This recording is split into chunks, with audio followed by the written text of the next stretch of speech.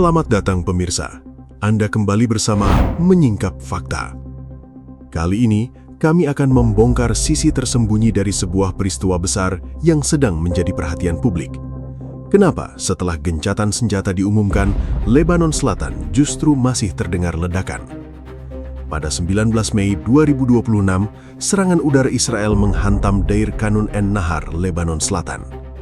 2 hari kemudian, pada 21 Mei 2026, warga setempat mengantar para korban ke pemakaman. Suasananya bukan seperti wilayah yang benar-benar tenang. Rumah rusak, keluarga berduka, dan nama Hizbullah kembali muncul di balik alasan serangan. Namun, sebelum kita masuk lebih dalam, jangan lupa tekan tombol like dan subscribe. Dengan begitu, Anda tidak akan ketinggalan fakta-fakta tersembunyi yang akan kami ungkap berikutnya. Yang membuat situasi ini semakin menarik, tekanan terhadap Hizbullah ternyata tidak datang dari Israel saja. Di hari yang sama, 21 Mei 2026, Amerika Serikat menjatuhkan sanksi baru terhadap sejumlah tokoh yang disebut dekat dengan pengaruh Hizbullah di Lebanon. Jadi, apakah ini hanya serangan balasan biasa atau tanda bahwa Hizbullah mulai dikepung dari dua arah sekaligus?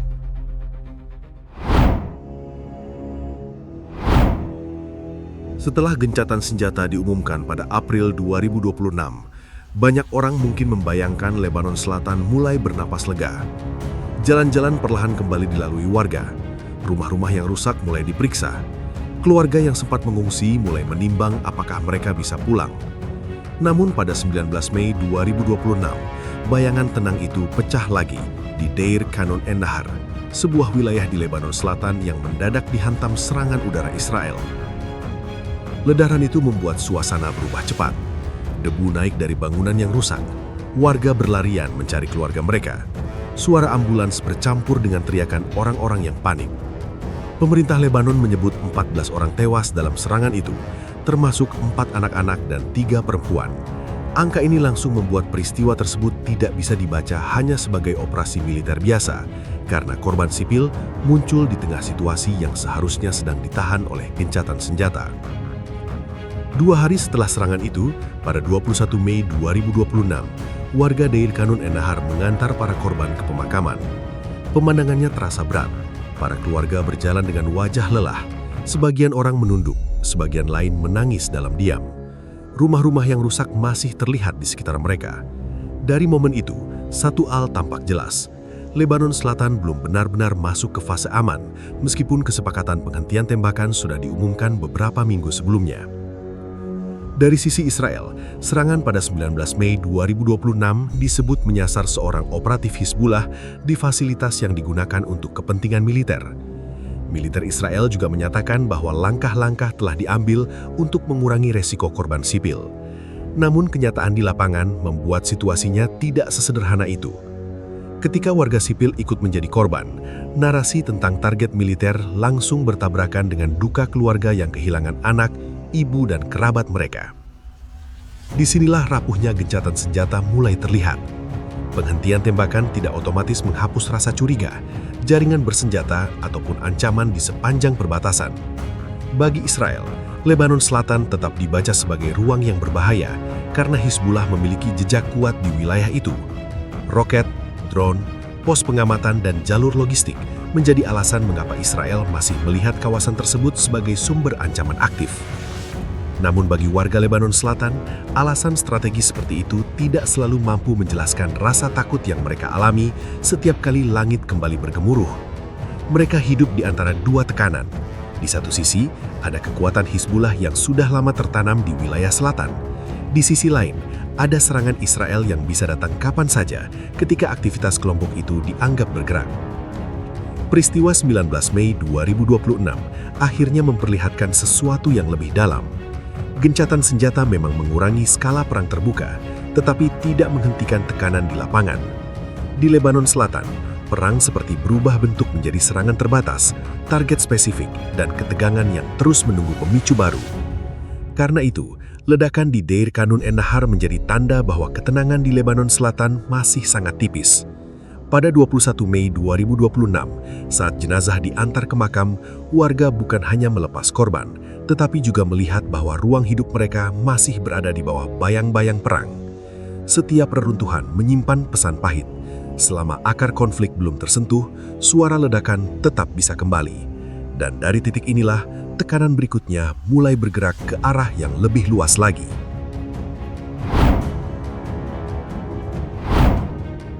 Pada 21 Mei 2026, tekanan terhadap Hizbullah bergerak lewat jalur yang berbeda. Bukan dari suara pesawat tempur, bukan dari asap serangan udara, tetapi dari keputusan politik dan keuangan yang diumumkan di Washington. Pada hari itu, Departemen Keuangan Amerika Serikat menjatuhkan sanksi terhadap sejumlah individu di Lebanon yang disebut membantu memperkuat pengaruh Hizbullah di dalam institusi negara. Langkah ini membuat situasi Lebanon semakin rumit, karena yang disasar bukan hanya jaringan bersenjata di lapangan, melainkan orang-orang yang dinilai punya hubungan dengan ruang politik, keamanan, dan struktur resmi negara. Dari sini, pesan Amerika terlihat jelas. Hizbullah tidak hanya dianggap sebagai ancaman militer di perbatasan Israel, tetapi juga sebagai kekuatan yang membuat negara Lebanon sulit berdiri sepenuhnya di bawah otoritas pemerintah resmi. Pada 21 Mei 2026 itu, Menteri Keuangan Amerika Serikat Scott Bessent menyampaikan pernyataan yang sangat tegas. Ia mengatakan, Hizbullah harus dilucuti sepenuhnya. Kalimat ini penting karena menunjukkan bahwa Washington tidak sedang bicara soal tekanan sementara. Amerika ingin mendorong perubahan yang lebih dalam, yaitu mengurangi kemampuan Hizbullah untuk bergerak sebagai kekuatan bersenjata di luar kendali negara. Jika dilihat dari sudut Lebanon, tekanan seperti ini terasa sangat sensitif. Hizbullah bukan kelompok kecil yang berdiri di pinggir panggung politik. Kelompok ini punya pengaruh besar, basis sosial, jaringan pendukung, serta posisi yang sudah lama masuk dalam dinamika kekuasaan Lebanon. Karena itu, ketika Amerika menjatuhkan sanksi pada 21 Mei 2026, efeknya tidak hanya menyentuh nama-nama yang masuk daftar, tetapi juga mengirim sinyal kepada seluruh elit Lebanon. Sinyalnya sederhana, namun berat. Lebanon didorong untuk memilih arah. Apakah negara akan memperkuat kendali pemerintah resmi atau tetap membiarkan kelompok bersenjata non-negara memegang pengaruh besar dalam urusan keamanan dan politik? Pilihan ini tidak mudah karena setiap langkah terhadap Hizbullah bisa memicu ketegangan internal. Namun membiarkan situasi tetap seperti sebelumnya juga membuat Lebanon terus berada di bawah tekanan luar. Di tengah tekanan itu, pemerintah Lebanon berada dalam posisi yang serba sulit. Pada 2026, negara ini masih berusaha keluar dari krisis panjang, sementara konflik di selatan membuat ruang pemulihan semakin sempit. Setiap sanksi baru bisa mengguncangkan kalkulasi politik dalam negeri karena para aktor lokal harus membaca ulang hubungan mereka dengan Hizbullah, Washington, dan kebutuhan menjaga stabilitas nasional. Di titik ini, tekanan terhadap Hizbullah mulai terlihat seperti gerakan dua jalur. Israel menekan dari sisi militer di Lebanon Selatan, sementara Amerika menekan dari sisi politik dan keuangan. Dua cara ini berbeda, tetapi saling melengkapi. Serangan udara bertujuan mengganggu kemampuan operasional Hizbullah di wilayah perbatasan. Sanksi bertujuan mempersempit ruang gerak orang-orang yang dianggap menjaga pengaruh kelompok itu di dalam negara. Bagi Hizbullah, pola ini berbahaya. Jika hanya menghadapi Israel, mereka bisa menjawab dengan narasi perlawanan. Tapi ketika Amerika masuk melalui sanksi terhadap figur yang terhubung dengan institusi Lebanon, medan tekanannya berubah. Isu ini tidak lagi hanya soal pertempuran di selatan, melainkan soal siapa yang benar-benar mengendalikan arah negara. Tekanan seperti ini membuat ruang manuver Hizbullah semakin sempit di tingkat elit dan akar sosialnya sendiri. Pada akhirnya, 21 Mei 2026 menjadi tanggal yang memperlihatkan pergeseran penting. Tekanan terhadap Hizbullah tidak hanya datang lewat ledakan di perbatasan, tetapi juga lewat daftar nama, pembekuan akses, dan pesan diplomatik yang diarahkan ke jantung kekuasaan Lebanon. Di balik bahasa sanksi yang terdengar administratif, ada tekanan besar yang sedang dibangun secara perlahan.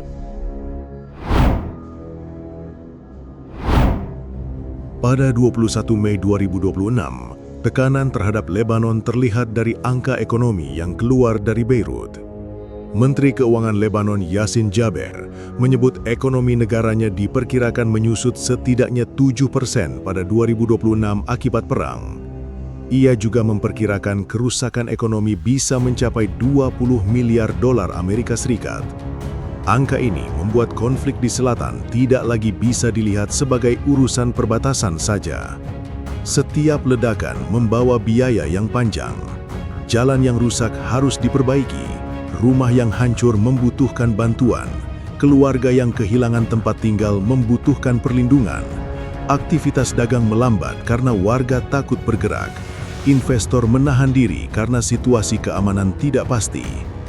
Dari satu desa yang dihantam, tekanan bisa merambat ke kota, pasar, pelabuhan, bank, sampai anggaran negara.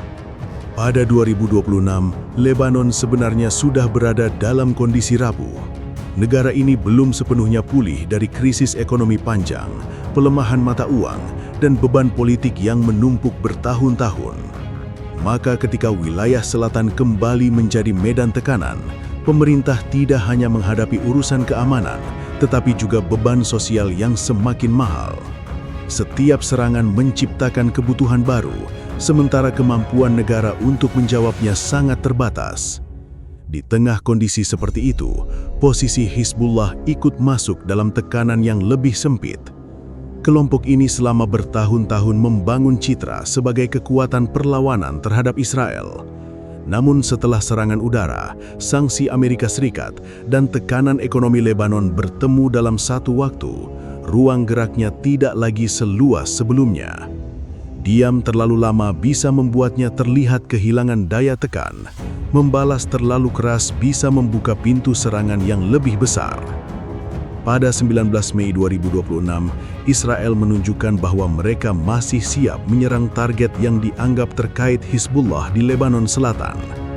Pada 21 Mei 2026, Amerika Serikat menunjukkan bahwa tekanan juga bisa diarahkan ke jaringan politik dan keamanan yang dianggap menopang pengaruh kelompok itu. Dua tanggal ini memperlihatkan pola baru. Tekanan militer dan tekanan diplomatik bergerak hampir bersamaan. Bagi Israel, pola ini memberi ruang untuk menjaga front utara tetap terkendali tanpa harus langsung masuk ke perang besar. Dengan menyerang target tertentu, Israel mencoba mengirim pesan bahwa aktivitas Hizbullah di selatan akan terus diawasi.